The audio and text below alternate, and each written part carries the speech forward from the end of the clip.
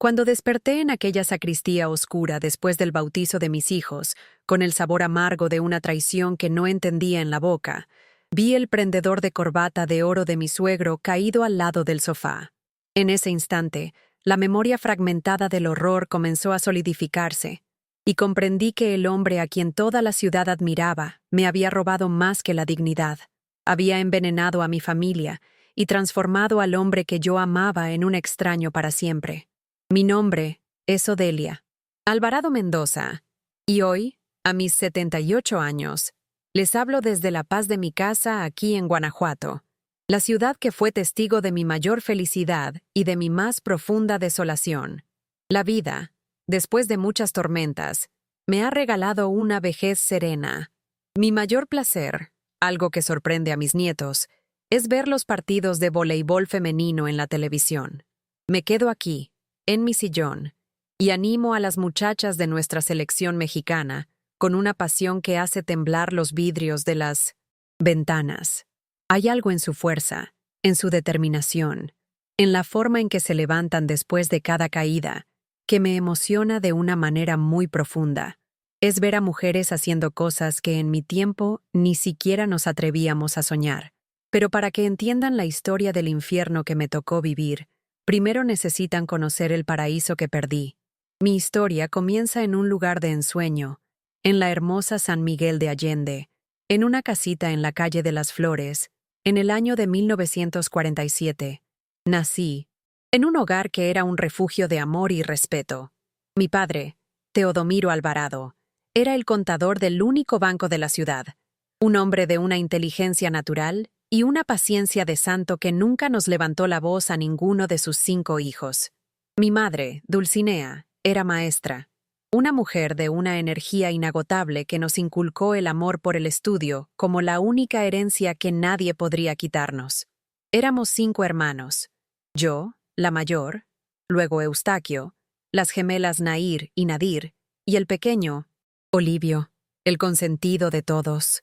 Nuestra casa vivía llena de risas, del olor a mole de los domingos y del cariño palpable de una familia unida. Mi infancia fue un tapiz tejido con hilos de felicidad. Recuerdo los domingos después de misa, cuando pasábamos por la panadería a comprar pan caliente y volvíamos a casa para un desayuno largo, el único día que mi padre no trabajaba y podía estar con nosotros. Recuerdo jugar a las atrapadas en las calles de tierra con mi mejor amiga, Zenaida, y soñar con que un día seríamos médica y maestra. Recuerdo el amor incondicional de mis padres, que, a pesar de las dificultades económicas, nunca dejaron que nos faltara lo esencial: comida en la mesa y la certeza de que éramos amados. Cuando yo tenía 11 años, mi padre fue ascendido y transferido a la agencia del banco en la capital, Guanajuato. La mudanza, aunque triste por dejar atrás nuestro hogar, fue el comienzo de un nuevo y próspero capítulo. Nos instalamos en una casa más grande, en un barrio tranquilo, y nuestra vida continuó su curso feliz y ascendente. Yo, que siempre había sido aplicada, descubrí en la nueva escuela una pasión por el voleibol, animada por una maestra que vio en mí una agilidad que yo no sabía que poseía. Mi vida era un camino recto y soleado. La culminación de esa felicidad llegó en mi fiesta de quinceañera, en 1962. Fue en el salón de la iglesia, todo decorado con flores, y yo me sentía como una princesa con el vestido azul claro que mi madre me había cosido. Fue esa noche que conocí a Juvenal. Era el sobrino de la directora de la escuela de mi madre, un joven apuesto y educado que estudiaba contabilidad en la Ciudad de México y estaba de vacaciones. Bailamos, conversamos, y sentí una conexión inmediata. Al final de la noche, él, con una formalidad encantadora, le pidió permiso a mi padre para escribirme cartas. Así comenzó nuestro noviazgo a distancia, un romance tejido con tinta y papel, lleno de promesas y sueños juveniles. 3 años después, Juvenal se graduó y consiguió un empleo en el mismo banco que mi padre, aquí en Guanajuato. Nuestra relación se hizo real, cercana. Cenaba en casa casi todos los días, y se ganó el corazón de mis padres, que veían en él a un joven trabajador y honesto con un futuro prometedor. En 1967, cuando yo tenía 20 años, me pidió matrimonio. Fue un día perfecto. Nos casamos un año después, en una ceremonia sencilla pero llena de amor. Comenzamos nuestra vida en una casita alquilada, y éramos inmensamente felices. Juvenal era un esposo y un padre dedicado, algo raro para los hombres de aquella época. En 1971 nació nuestro primer hijo, Gerardo. En 1973, nuestra preciosa Elena. Y en 1975, completamos nuestra familia con el nacimiento de Matías. Nuestra vida era plena. Yo daba clases de refuerzo escolar en casa. Juvenal prosperaba en el banco. Y nuestros hijos crecían en un hogar lleno de amor y estabilidad, muy parecido al que yo había tenido.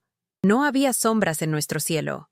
No había indicios de la tormenta que se avecinaba, una tormenta que no vendría de fuera, sino que sería invitada a entrar por la puerta principal de nuestra casa.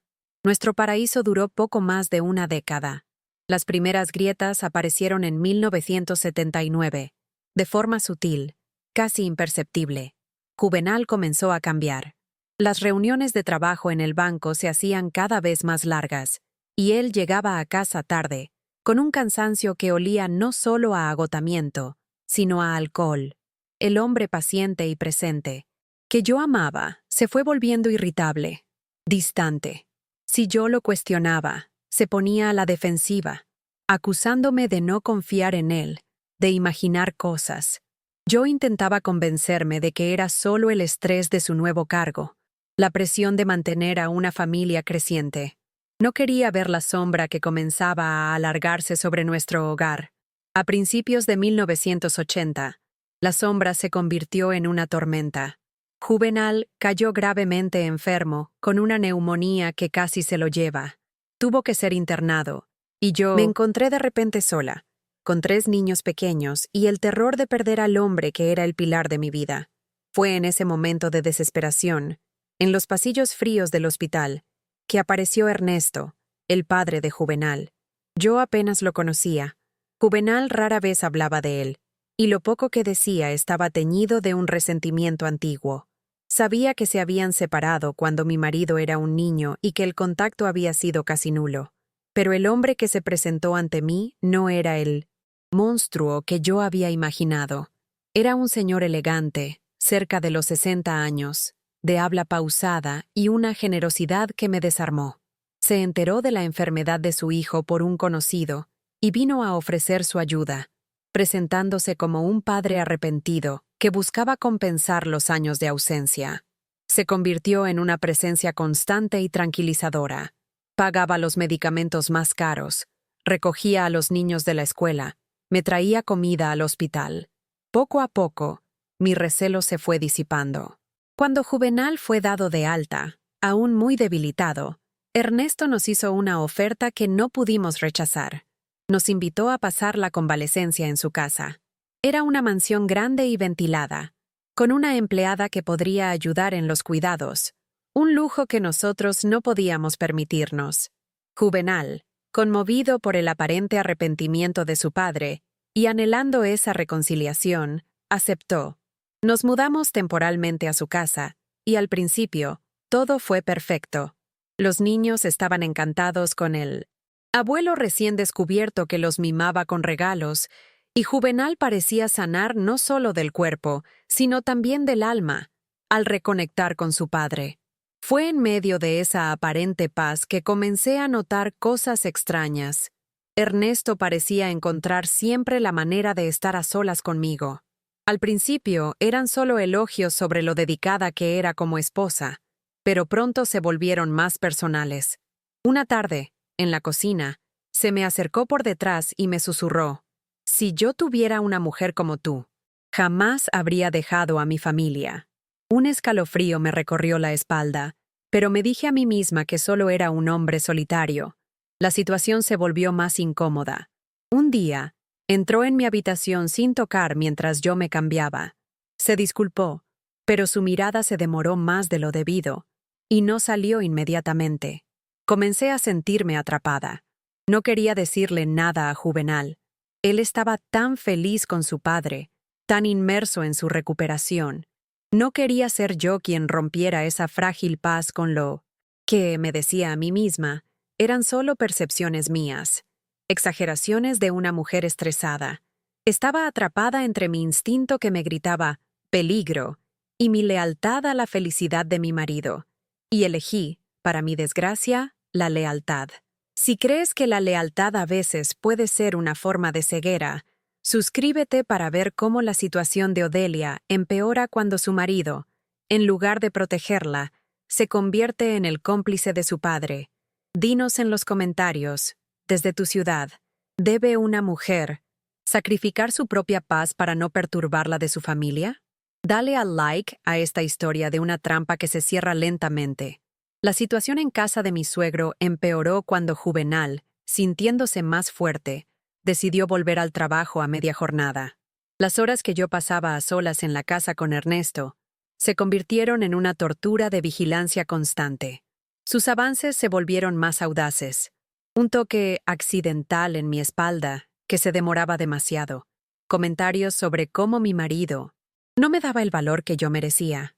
Una tarde, mientras los niños estaban en la escuela y Juvenal en el banco, él me acorraló en la cocina. «Una mujer como tú necesita un hombre que sepa apreciarla de verdad», dijo, intentando besarme a la fuerza. El pánico me dio una fuerza que no sabía que tenía.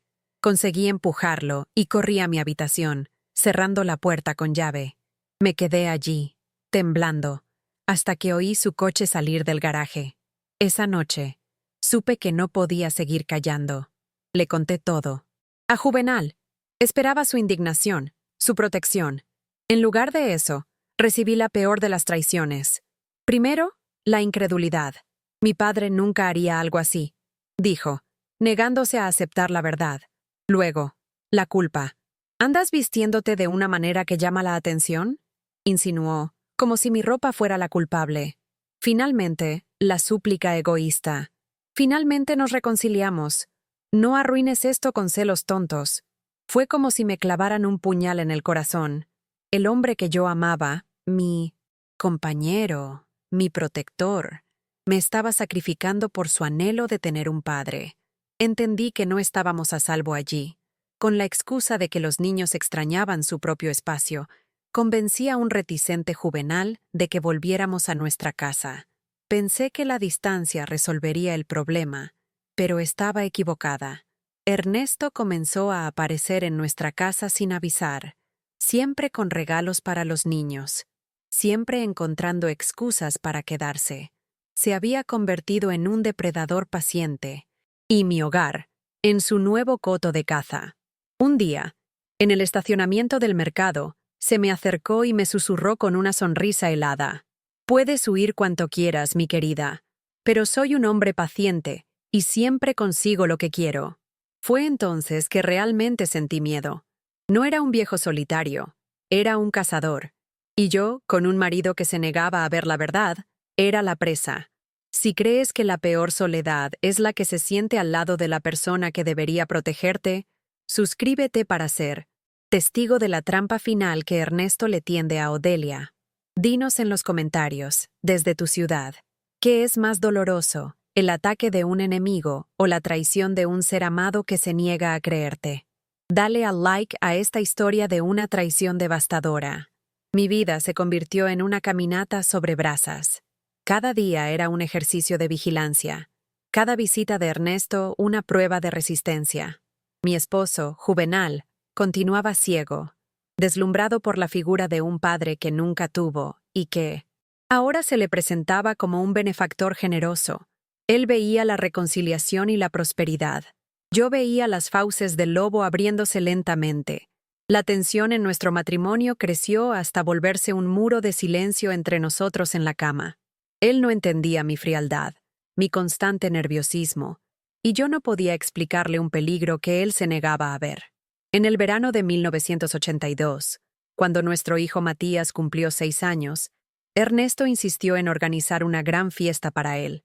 Juvenal, por supuesto, se entusiasmó con la idea, viendo en ella una nueva prueba del amor de su padre.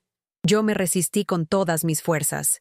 La idea de otra celebración orquestada por Ernesto De tenerlo en el centro de nuestra familia, me llenaba de pavor. Pero, como siempre, fui voto vencido. La fiesta fue grandiosa, y durante toda ella, Ernesto me exhibió como un trofeo, su querida nuera, con su mano siempre en mi espalda, un gesto de posesión que solo yo entendía. Pero la verdadera trampa, el golpe, maestro de su plan, llegó poco después, con el bautizo de nuestros 2 hijos menores, Elena y Matías. Fue idea de mi suegro, por supuesto. Se ofreció a ser el padrino de ambos y a organizar toda la celebración. Juvenal, radiante, aceptó sin dudar. Yo me sentí morir por dentro.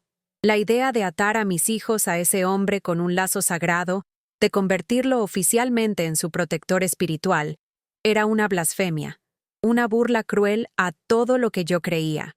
Pero mi voz ya no tenía peso en mi propia casa. Ernesto transformó el bautizo en un evento social para toda Guanajuato. Alquiló el salón de la iglesia principal, contrató un banquete, una orquesta.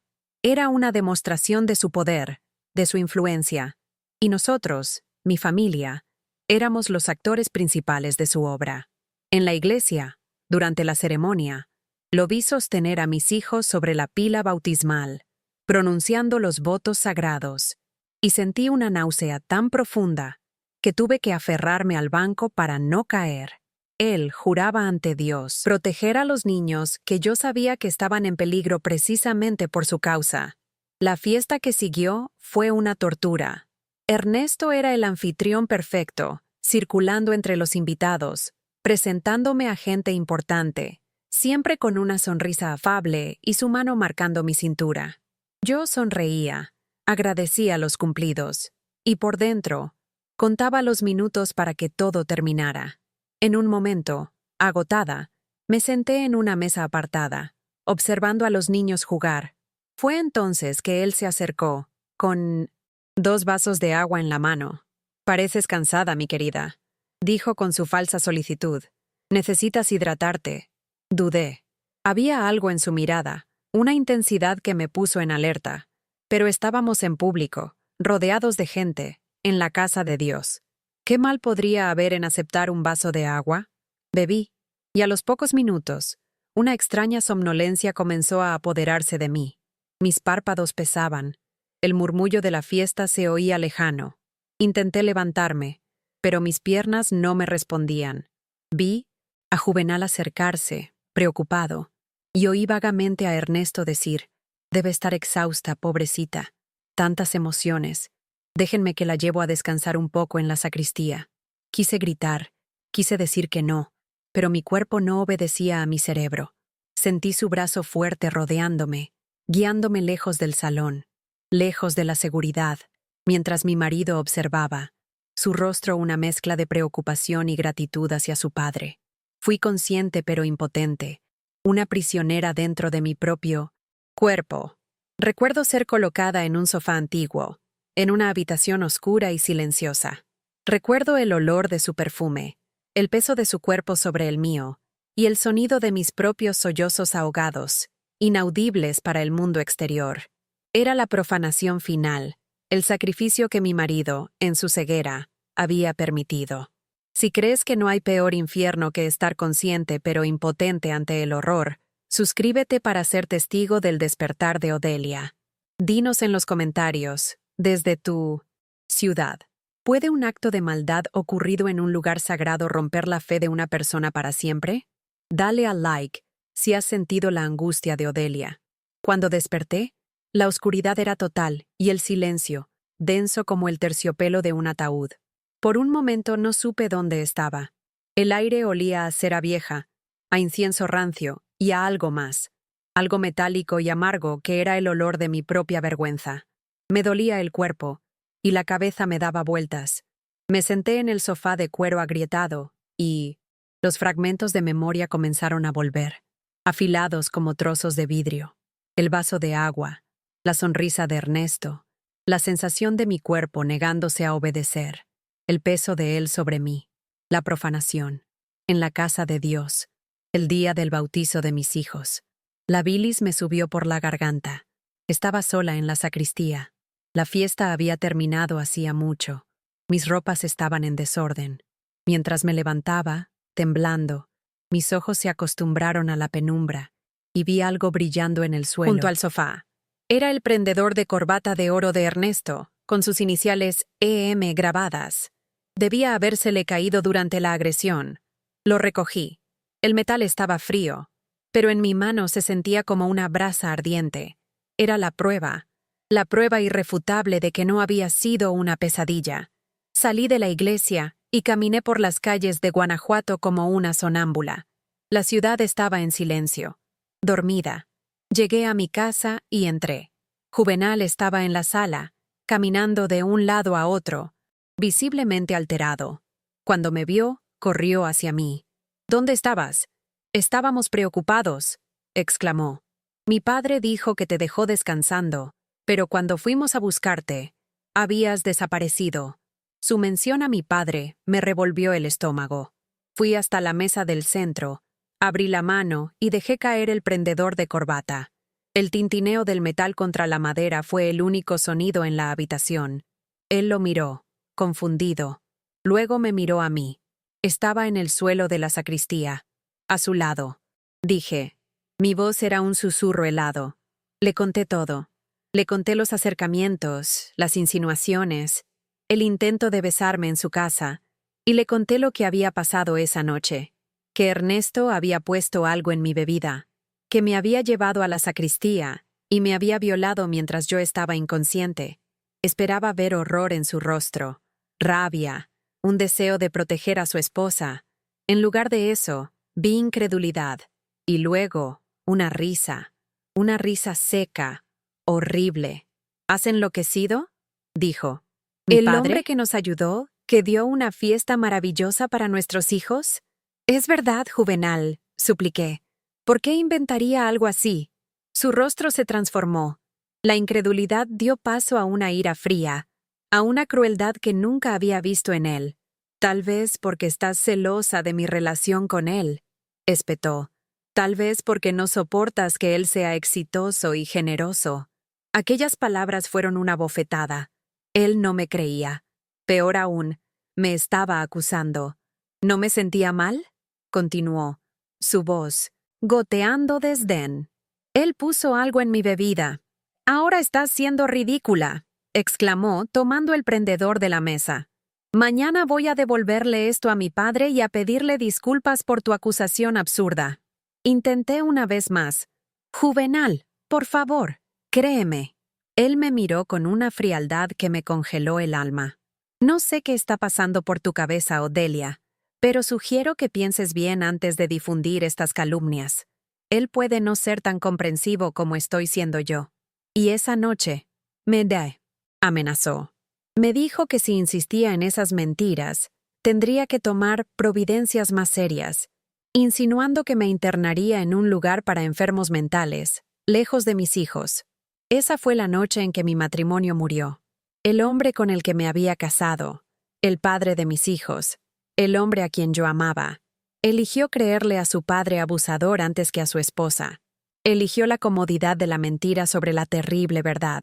Me di cuenta con un horror absoluto de que estaba sola, completamente sola, y que mis enemigos no eran solo un hombre poderoso, sino también el hombre que dormía en mi misma cama. Si crees que la traición de un ser amado puede ser más dolorosa que la agresión de un monstruo, suscríbete para ser testigo de la lucha solitaria de Odelia. Dinos en los comentarios, desde tu ciudad, ¿qué es más difícil de perdonar?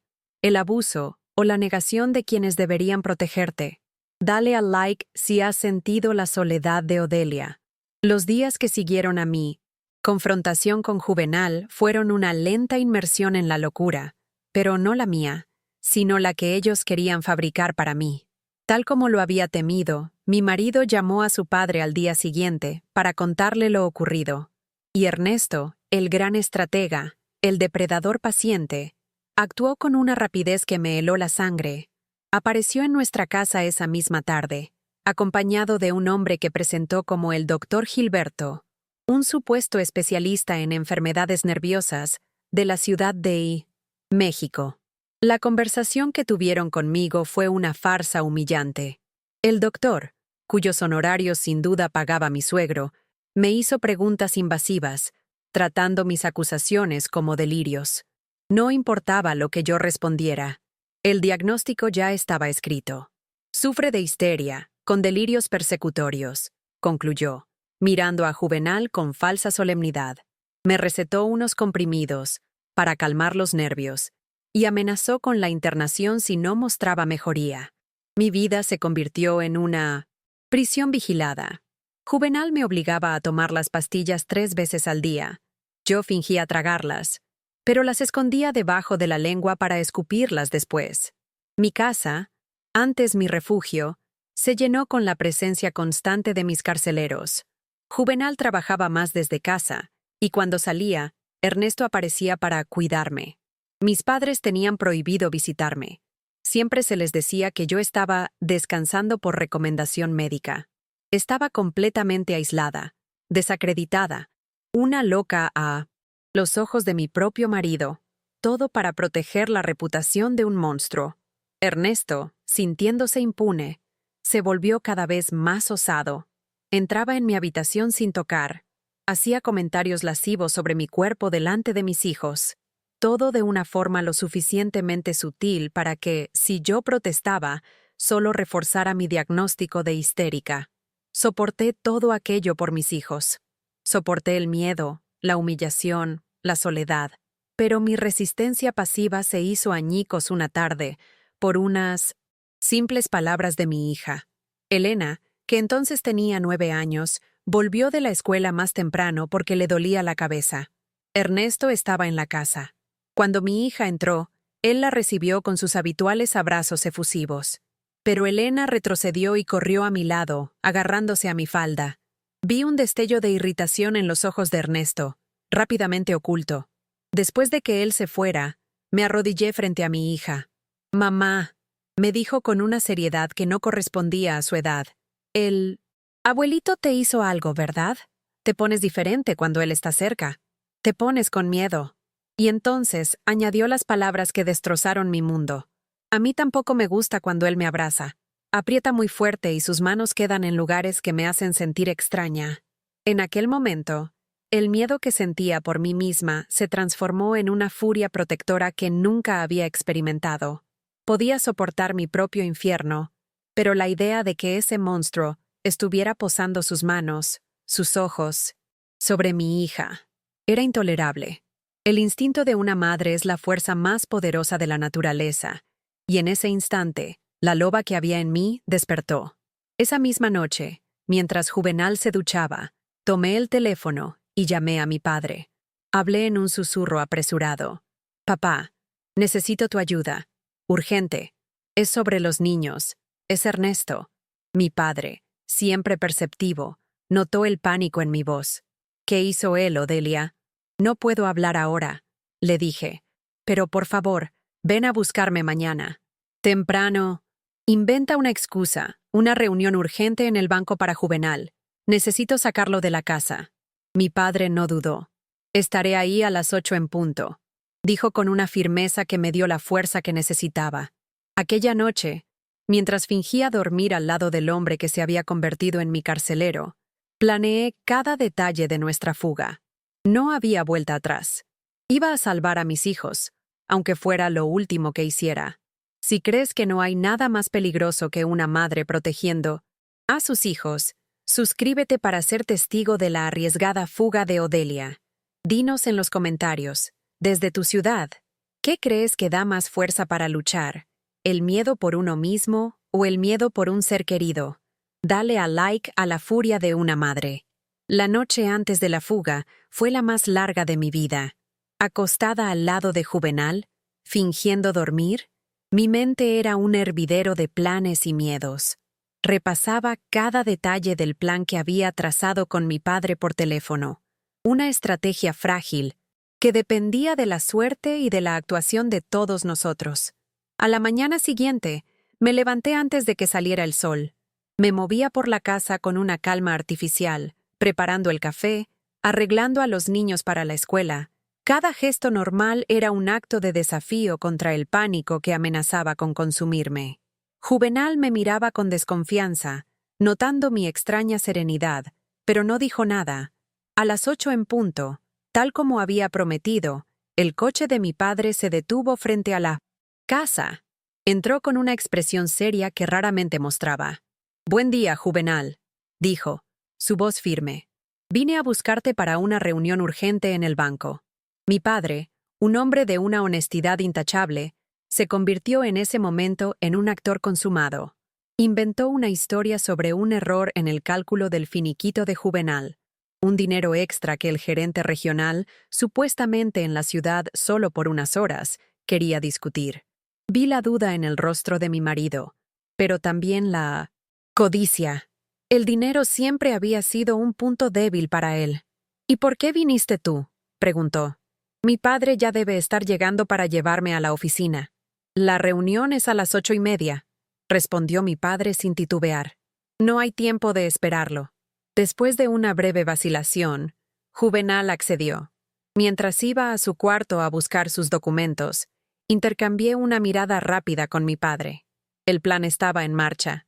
En cuanto la puerta se cerró tras ellos, me moví con una velocidad que no sabía que poseía. Había preparado pequeñas maletas para mí y los niños la noche anterior, y Gerardo, mi hijo mayor, que con sus 11 años ya entendía la gravedad de la situación, me ayudó a cargarlas. Salimos por la puerta de atrás y corrimos una cuadra, hasta donde mi hermano Eustaquio nos esperaba con su vieja camioneta, el motor ya en marcha. En la terminal de autobuses, mi madre nos esperaba con los pasajes a la Ciudad de México ya comprados. «¿Estás segura de esto, hija?», preguntó, sus ojos llenos de preocupación. «Estoy segura, mamá. No puedo dejar que él les haga daño a mis hijos». No necesité decir más. Ella entendió. Mientras esperábamos el anuncio de nuestro autobús, los minutos se arrastraban como horas.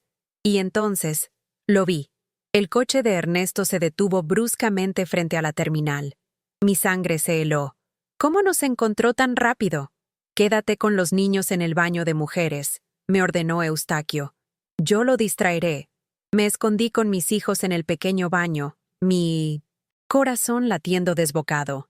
A través de la ventanilla, veía a mi hermano enfrentándose a Ernesto, que gesticulaba furioso.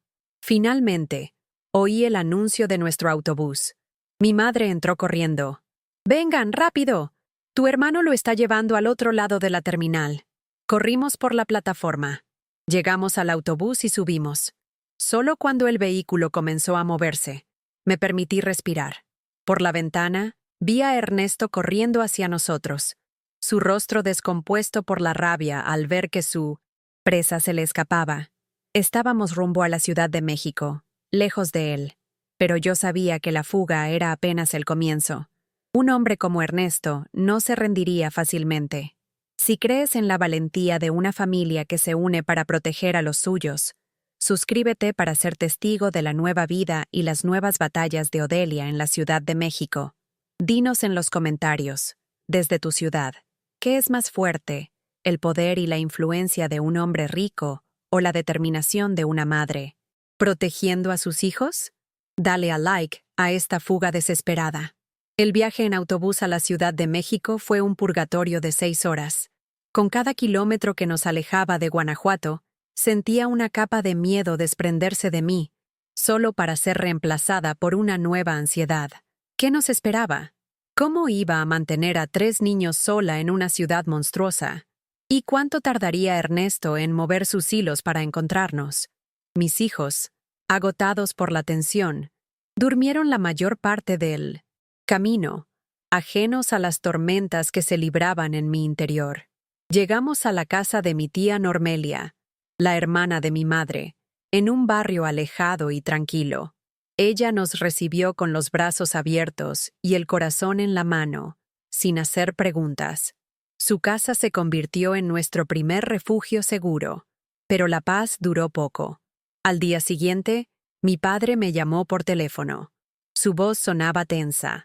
Tal como habíamos temido, Ernesto, al descubrir nuestra fuga, había invadido su casa, exigiendo saber nuestro paradero. Afortunadamente, mi padre había anticipado su reacción y había pedido a 2 amigos policías que estuvieran presentes. Ernesto fue obligado a retirarse, pero no sin antes gritar amenazas terribles. «Nadie me quita a mis nietos», había vociferado desde la acera. La verdadera ofensiva, sin embargo, vino de mi propio marido. Una semana después, un oficial de justicia apareció en la puerta de mi tía con una citación. Juvenal, claramente manipulado por su padre, había presentado una petición de búsqueda y aprehensión de los niños, acusándome de secuestro y alegando que yo era mentalmente inestable y un peligro para ellos. Leer aquellas mentiras, firmadas por el hombre con el que había compartido mi vida, fue uno de los momentos más oscuros. Estaba sola, en una ciudad extraña, con 3 niños que alimentar, y siendo perseguida por el hombre que me había violado y por el marido que elegía creerle a él. Hubo noches en que lloré hasta no tener más lágrimas, cuestionando si había hecho lo correcto. Fue entonces, cuando estaba a punto de rendirme, que la ayuda llegó de donde menos la esperaba. Una tarde, apareció en la puerta de mi tía una mujer mayor, de rostro amable y ojos sabios.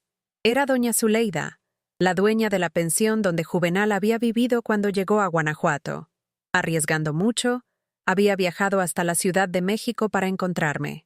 Me contó que había presenciado mi desesperación creciente en los últimos meses, que había notado los cambios en Juvenal y el comportamiento depredador de Ernesto, pero traía algo más que su apoyo moral. Traía un arma. Su sobrina, Norma, había trabajado como empleada doméstica en la casa de Ernesto durante años y había sido testigo de su comportamiento perturbador con otras mujeres. Doña Zuleida me puso en contacto con Norma. La reunión con ella fue aterradora y esperanzadora. Norma, superando el miedo a perder su empleo y a la venganza de un hombre poderoso, aceptó testificar en mi favor. Su testimonio, el de una testigo ocular de la verdadera naturaleza de Ernesto, era la pieza que me faltaba. Con ese nuevo aliento, busqué la ayuda de un abogado especializado en derechos de las mujeres, el doctor Armando. Le conté mi historia completa, desde el primer acercamiento hasta la violación en la sacristía y la traición de mi marido. Él me escuchó con un respeto y una creencia que me devolvieron la dignidad. «Lo que describes es un caso clásico de abuso de poder y manipulación», dijo. «Con el testimonio de Norma y las pruebas que tienes, como el prendedor de corbata, podemos construir un caso fuerte».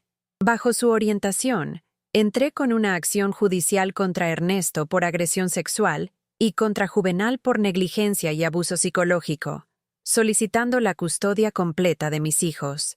La guerra ya no se libraría en los pasillos de mi casa, sino en los tribunales. Si crees en la valentía de las mujeres que se unen para luchar contra un sistema injusto, suscríbete para ser testigo de la batalla legal de Odelia. Dinos en los comentarios, desde tu ciudad, ¿qué es más poderoso, la influencia de un hombre rico o la verdad de un testigo valiente? Dale al like a la red de apoyo de Odelia. Los meses que siguieron al inicio de nuestra acción judicial fueron una guerra de desgaste. Ernesto, fiel a su naturaleza, usó toda su influencia y su dinero para intentar destruirnos. Contrató a los mejores y más caros abogados de la capital, hombres sin escrúpulos que se dedicaron a pintar un retrato de mí como una mujer desequilibrada, histérica y vengativa. Hicieron correr rumores en Guanajuato sobre mi supuesta inestabilidad mental, llegando a sobornar funcionarios del juzgado para que nuestros documentos se perdieran y los plazos se extendieran hasta el infinito. Era una campaña de terror psicológico y burocrático, diseñada para agotarme, para que me rindiera por cansancio. Juvenal, por su parte, era un péndulo de emociones erráticas. Un día, recibía una carta amenazadora de su abogado, acusándome de alienación parental. Al siguiente, me llamaba por teléfono, suplicando entre sollozos que lo dejara ver a los niños, prometiendo que todo sería diferente. Pero en ningún momento, ni en sus amenazas ni en sus súplicas, admitió la posibilidad de que su padre fuera culpable. Seguía atrapado en la red de manipulación de Ernesto, incapaz de ver la verdad. Yo vivía en un estado constante de alerta. Sola en la Ciudad de México con 3 niños, trabajando para mantenernos y al mismo tiempo preparando un caso contra dos hombres poderosos. Hubo noches en que el peso de la situación casi me aplasta, en que dudé de mi decisión, en que pensé que debería haber soportado el infierno en silencio por el bien de mis hijos. Pero entonces recordaba la mirada de mi hija Elena, su miedo, y sabía que no había otro camino. El juicio fue marcado para marzo de 1983. En las semanas previas, el miedo era un animal vivo en mi casa. Temía por la seguridad de mis hijos. Temía que Ernesto intentara algo desesperado. Y temía que el sistema judicial, tan a menudo ciego a la verdad de las mujeres, me fallara. La noche antes del juicio, recibí una llamada inesperada. Era doña Eulalia, la tía de Juvenal, la directora de la escuela donde mi madre había trabajado en Guanajuato. No habíamos hablado desde mi fuga. Su voz sonaba temblorosa, pero decidida. «Odelia», dijo, «necesito contarte algo. Algo que debería haber dicho hace mucho tiempo». Lo que me reveló en las horas siguientes cambió el curso de todo. Me contó que Ernesto, su propio cuñado, había abusado de ella cuando era apenas una jovencita. El miedo y la vergüenza la habían silenciado durante décadas. Fue la razón por la que nunca se casó, por la que nunca tuvo hijos. Pero al saber de mi caso, al oír cómo la historia se repetía, no podía seguir callada. «Voy a testificar mañana», dijo con una determinación que me hizo llorar. «Ya es tarde para que haya justicia en mi caso, pero no en el tuyo». Colgué el teléfono, temblando, pero esta vez no era de miedo. Era de una emoción abrumadora. No estaba sola. Había otra víctima, otra mujer que conocía la verdadera cara de Ernesto. Su valentía, después de tantos años de silencio, me dio la fuerza que necesitaba para enfrentar el día siguiente. Ya no luchaba solo por mí, sino por ella también, por todas las mujeres que él había dañado en la oscuridad. Si crees en el poder de la solidaridad entre víctimas y en la valentía que se necesita para romper un silencio de décadas, suscríbete para ser testigo del dramático juicio de Ernesto. Dinos en los comentarios, desde tu ciudad, ¿crees que el testimonio de una víctima puede dar a otras la fuerza para hablar? Dale a like a la increíble valentía de doña Eulalia. La llamada de doña Eulalia la noche antes del juicio fue como un bálsamo y un hierro al rojo vivo al mismo tiempo. Me dio la fuerza que necesitaba, pero también me abrió los ojos a una verdad aún más terrible. El mal de Ernesto. Era antiguo. Sus raíces eran profundas y se habían extendido por la familia durante generaciones, envenenando a más de una mujer en silencio. Esa noche, por primera vez, no me sentí una víctima aislada, sino una eslabón en una cadena de mujeres heridas, y sentí el peso de la responsabilidad de ser la primera en intentar romperla. El día del juicio, en marzo de 1983, llegué al tribunal sintiendo que caminaba hacia mi propia ejecución o mi propia liberación. El aire en la sala era denso, cargado de susurros y miradas. Vi a Ernesto y a Juvenal sentados en la bancada de la defensa, rodeados de abogados de traje caro. Ernesto me miró con una arrogancia imperturbable. Juvenal no se atrevió a levantar la vista. El abogado de mi suegro comenzó su ataque, pintando un retrato de mí como una esposa vengativa, celosa de la reconciliación entre su marido y su padre, una mujer mentalmente inestable que inventaba historias para destruir a un hombre respetado. Cada palabra era una daga, pero yo me aferré a la promesa de Eulalia y a la verdad que ardía en mi interior. Cuando llegó mi turno de testificar, sentí que las piernas me temblaban al caminar hacia el estrado, pero al sentarme y mirar al juez, un hombre más joven y de mirada atenta, menos susceptible a la influencia de los poderosos de Guanajuato, encontré mi voz.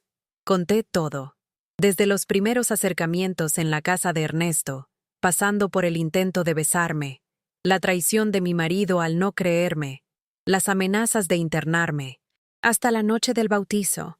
Describí cómo me había drogado, cómo me había llevado a la sacristía, y el horror de despertar sola en la oscuridad.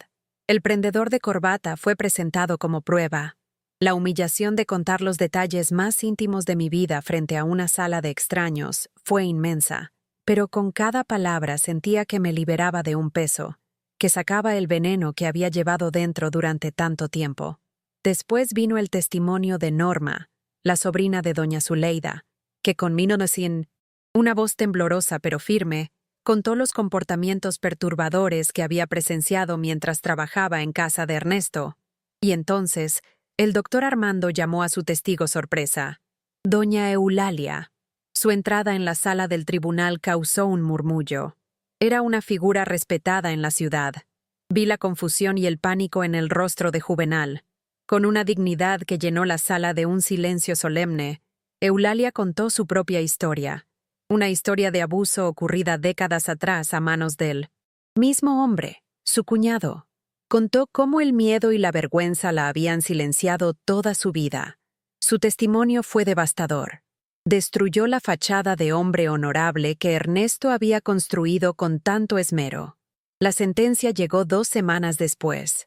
Ernesto fue declarado culpable de agresión sexual y coacción, y condenado a 4 años de prisión. Aunque, gracias a sus abogados y conexiones, solo cumplió 1 año, su reputación en Guanajuato quedó hecha añicos para siempre. Juvenal no fue considerado cómplice directo, pero el juez, basándose en mi testimonio y en el de Eulalia, lo declaró negligente. Perdió la custodia de los niños, obteniendo solo el derecho a visitas supervisadas y la obligación de asistir a terapia. Fue una victoria, pero una victoria con sabor a ceniza. El proceso me había expuesto, me había obligado a revivir el trauma una y otra vez. Pero al salir del tribunal ese día, con mis 3 hijos a mi lado, sentí por primera vez en años que podía respirar libremente. La justicia de los hombres era imperfecta, pero la verdad había sido dicha en voz alta. Y eso, para mí, era el comienzo de todo. Si crees en el poder de la verdad para derribar incluso a los hombres más poderosos, suscríbete para ser testigo de la nueva vida que Odelia construirá a partir de las ruinas. Dinos en los comentarios, desde tu ciudad, ¿qué es la verdadera justicia? ¿El castigo del culpable o la liberación de la víctima? Dale a like a la red de mujeres valientes que apoyó a Odelia. La victoria en el tribunal fue como una bocanada de aire después de haber estado sumergida en aguas profundas. Pero al salir a la superficie, me di cuenta de que el paisaje de mi vida había cambiado para siempre. Decidimos no volver a Guanajuato. Aquella ciudad, que una vez fue el escenario de mi felicidad, ahora estaba impregnada de recuerdos dolorosos y del fantasma de la influencia de Ernesto. Con la bendición de mis padres, tomé a mis 3 hijos y nos mudamos a la ciudad de Mometchinchosdeyo, México, buscando el anonimato que solo una metrópoli puede ofrecer. Comenzamos de nuevo en un pequeño apartamento en la colonia Roma. Los primeros años fueron una lucha constante. Vivíamos de mi modesto salario como maestra auxiliar, y cada día era un desafío económico y emocional. Los niños sintieron el impacto del cambio. Extrañaban su casa, sus amigos, y sobre todo, a pesar de todo, la figura de su padre. Gerardo, mi hijo mayor, asumió un papel de hombrecito de la casa con una seriedad que me rompía el corazón. Se sentía responsable de protegernos, un peso que ningún niño de su edad debería cargar. Juvenal cumplió las determinaciones del juez.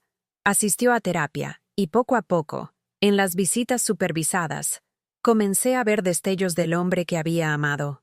Su arrepentimiento era palpable, su confusión sobre cómo había sido tan ciego a la verdadera naturaleza de su padre era genuina. Nuestra relación nunca podría volver a ser la de un marido y una mujer, pero con el tiempo logramos construir un frágil puente de comunicación por el bien de los niños. Ernesto, después de cumplir 1 año de su sentencia, desapareció de nuestras vidas. Supe que había vendido sus negocios y se había mudado a otro estado. Un alivio inmenso para todos nosotros. Fue en esa época, sintiéndome a la deriva en la inmensidad de la ciudad, que encontré mi verdadero propósito. Busqué un grupo de apoyo para mujeres víctimas de violencia. Al principio, iba solo para escuchar, para sentir que no estaba sola, en mi dolor. Pero pronto, me di cuenta de que mi historia Tanto el trauma como la victoria legal podía ser una herramienta para ayudar a otras. Comencé como voluntaria, sirviendo café, organizando folletos. Con el tiempo, gané la confianza para compartir mi testimonio y, eventualmente, para coordinar talleres sobre derechos legales. Cada mujer que ayudaba a salir de su infierno era un paso más en mi propia curación. Mis hijos también encontraron sus caminos. Gerardo, inspirado por nuestra batalla legal, decidió que sería abogado para defender a mujeres y niños. Elena, que había sufrido pesadillas durante meses, encontró consuelo en la música, convirtiéndose en una talentosa guitarrista. Y Matías, el más pequeño, encontró en el fútbol una forma de canalizar su energía y su rabia. Estábamos sanando, no como una familia rota, sino como 4 supervivientes que aprendían a construir una nueva vida a partir de los escombros. Si crees en la capacidad del ser humano para reconstruirse y transformar el dolor en propósito, suscríbete para ser testigo del capítulo final de la vida de Odelia.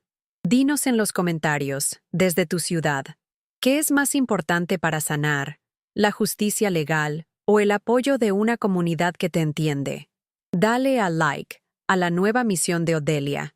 Los años que siguieron a nuestra victoria en el tribunal fueron años de una reconstrucción lenta y meticulosa. En 1987, una noticia inesperada nos sacudió. Juvenal, mi exmarido, fue diagnosticado con un cáncer terminal. A pesar de todo el dolor que me había causado, no pude ignorar el sufrimiento de un hombre que, al final, también había sido una víctima de la manipulación de su padre.